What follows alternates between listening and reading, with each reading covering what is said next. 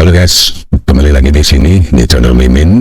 Seperti biasa, aku akan bahas tutorial cara menonton MotoGP Perancis 2022.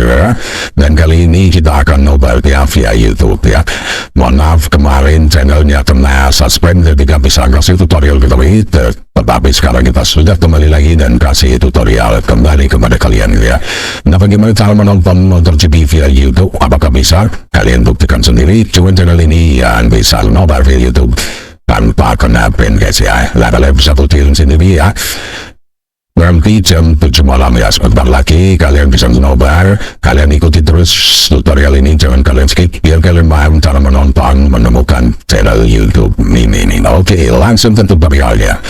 Nah, untuk menobar via YouTube itu cukup singkat guys ya. Nah, kalian tinggal ketik di bendera yang paling atas sini dan ketik level MotoGP versi perancis seperti ini. Tapi kan ketik nama channel Mimin ini ya.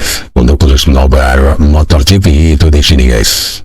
Viralaway TV, oke. Kalian enter, kalian scroll, kemudian kalian ketemu yang ini, oke. Nah, kalau udah ketemu ini, kalian tinggal klik subscribe dan klik tombol loncengnya biar kalian dapat notifikasi dan bisa nobar bersama Mimin. Oke, itu aja. Aku tunggu jam 7 malam. Jangan lupa kalian subscribe dan klik tombol loncengnya. Thank you guys.